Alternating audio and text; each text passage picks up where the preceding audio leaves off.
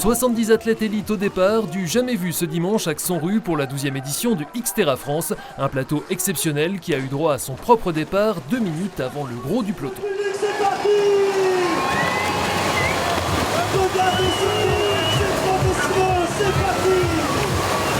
Toutes épreuves confondues, ce sont plus de 2000 triathlètes qui se sont lancés dans le grand bain ce week-end, 700 ici sur l'épreuve phare, avec pour commencer 1500 mètres de natation en eau libre dans le lac de Longemer, une distance parcourue pour les plus rapides en un peu plus de 18 minutes. Chaude ambiance à la sortie de cette partie natation dans le long couloir menant au parc à vélo. Si les prétendants à la victoire chez les hommes sont déjà loin, les premières femmes se tiennent dans un mouchoir de poche. Parmi elles, la tenante du titre, Solène Bilouin, qui perd du temps lors de cette transition et sera décrochée dès le premier tour à vélo. Place ensuite à la section de VTT, 40 km pour 1200 mètres de dénivelé, avec donc de sérieuses montées, où il faut se frayer un chemin entre les concurrents moins rapides et autres obstacles. Direction Le Poli, puis la tête de Grouvelin à Gérardmer, avant de revenir à Xonru sur un parcours très sélectif, souvent juge de paix, qui fait la réputation du Xterra France, considéré comme l'un, sinon le plus difficile du circuit mondial. Grâce à ses qualités de vététiste, il fut le coéquipier de Julien Absalon chez Orbea. L'Espagnol Ruben Ruzafa est le premier à allier le parc à vélo et s'est lancé sur le parcours de 10 km de trail, mais avec seulement 1 minute d'avance. Le quintuple vainqueur de l'épreuve va craquer sous la pression de ses jeunes poursuivants français, dont les frères Forissier, à commencer par Félix, 23 ans, sacré vice-champion d'Europe de cross triathlon l'automne dernier. Alors troisième, le tenant du titre Maxime Chanet sera lui victime d'un coup de chaud et dépassé par Arthur Forissier, vice-champion du monde de cross triathlon et vainqueur à Xonru en 2019, qui va rattraper Ruben Ruzafa, mais pas son frère cadet Félix. Ce dernier décrochera son deuxième succès sur le circuit Xterra après avoir galéré la veille sur le short track. Arthur Serrière, champion du monde en titre de tricross, distancé à cause d'un problème mécanique à vélo, prend la 3e place, preuve une nouvelle fois de la qualité du plateau. Ce soir ça a été super dur pour moi. Aujourd'hui il a fait super chaud, d'habitude il fait plutôt boueux et c'est difficile à cause de la pluie. Et là c'était plus à cause de la chaleur, du coup ouais, c'était super dur. Ouais. C'est dur à chaque fois mais une des plus relevées, ça c'est sûr. C'est vrai qu'on a rarement vu une densité aussi importante, ça fait vraiment plaisir, c'est intéressant de se mesurer aux autres dans des conditions comme ça, mais ouais, faut pas venir ici en se disant qu'on reste à couler douce quoi.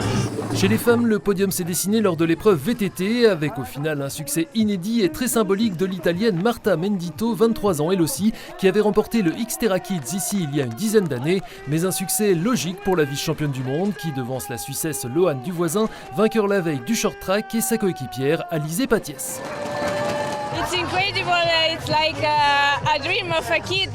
C'est incroyable, c'est comme un rêve d'enfant qui se réalise.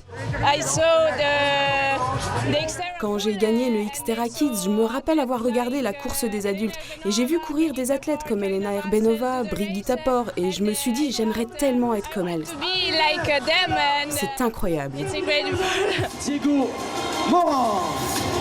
On reste dans le secteur de la Vallée des Lacs avec ce week-end le retour de l'Open Plus de Gérardmer, une étape du circuit national de la Super League de basket 3-3 qui s'est déroulée sous un franc soleil sur la place des Déportés. Le principe de la discipline, on le rappelle, un demi-terrain, des paniers à 1 ou 2 unités et des matchs en 21 points ou 10 minutes maximum. À ce petit jeu-là, en finale, c'est le team 67 en rose, emmené notamment par le Strasbourgeois d'origine, arrière du SLUC Nancy, Anthony Labanca, qui s'est imposé face aux Belges du team Bruxelles. Une bonne parenthèse avant de retrouver les Cougars nancéens, champions de France de Pro B et qui disputeront la saison prochaine la Betclic Elite. C'est sûr, jouer avec une chaleur comme ça, c'est pas évident, mais ça fait plaisir parce que ces tournois nous permettent de jouer entre potes. On n'a pas l'occasion de faire ça durant la saison et du coup ça nous permet de nous retrouver et puis toujours jouer au basket. Et puis là, le cadre est vraiment sympa, donc c'est top. C'est sûr qu'il faut qu'on fasse gaffe parce que il faudrait pas qu'on se baisse pour la saison suivante. Du coup, on joue certes à fond parce qu'on a envie de gagner, mais on fait très attention pour éviter les blessures. C'était une superbe saison avec le SLUC et de très belles choses à venir l'année prochaine en Pro A. Ouais, j'espère. Là, le recrutement va bientôt arriver à sa fin et l'équipe semble bien. On va voir à la pré-saison ce que ça va donner, mais hâte de commencer cette saison avec ma future équipe. Anthony Labanca, désigné MVP du tournoi, et les joueurs du Team 67 n'ambitionnent pas de rejoindre la finale nationale qui aura lieu en juillet à Reims. À la différence de l'équipe vainqueur chez les filles, le Sport Event Team Paris. Selon toute vraisemblance, Gérardmer devrait à nouveau faire partie du circuit Open Plus l'an prochain. Et on termine avec l'événement sportif de la semaine, le Grand Est Open 88 qui a débuté à Contrexéville. Créé en 1994, le 3e tournoi féminin français sur terre battue monte d'un cran cette année en intégrant le circuit professionnel de la WTA et en passant à 125 000 $ de dotation globale. Une visibilité internationale qui a demandé quelques ajustements. C'est plus le même niveau. En fait, on a dû élever l'exigence dans tous les domaines, que ça soit en termes d'organisation, pour nous les bénévoles, en termes d'infrastructure. C'est pas le même budget, forcément. Il y a plus de prize money et comme tout l'hébergement est pris en charge par l'organisation aussi. Donc il y a énormément de chambres d'hôtel et de coûts connexes, mais on l'avait anticipé et puis on a nos partenaires qui nous ont suivis, accompagnés dans cette démarche. Donc on est vraiment satisfaits. Les matchs du tableau final ont débuté ce lundi. Ici, à l'image, la jeune Française Alice Robb, 318e mondiale, s'est imposée au premier tour en matinée face à la Suissesse Ilena Inalbon, 7-6, 6-4. Si Diane Paris, révélation du dernier Roland-Garros, ne foulera pas les Courvosgiens puisqu'elle était encore en lice en double dimanche à Wimbledon, les Françaises seront bien représentées. Nos têtes de série sont bien présentes. La numéro 1, elle est 64e mondiale. C'est Anna Bondard, donc déjà c'est un très très bon niveau. Et puis toutes les joueuses françaises sont là, Kristina Mladenovic, Elsa Jacquemot et bien d'autres. Donc on a même une joueuse italienne que les gens connaissent et qui est toujours sur le circuit, Sarah Errani. On dépend aussi du tournoi de Wimbledon et c'est les Françaises qui ont très bien joué. Elles n'avaient pas le temps de revenir chez nous.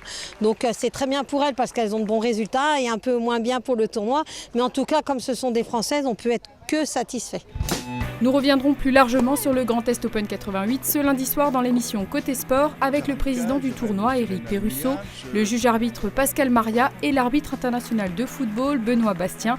Première diffusion à 19h.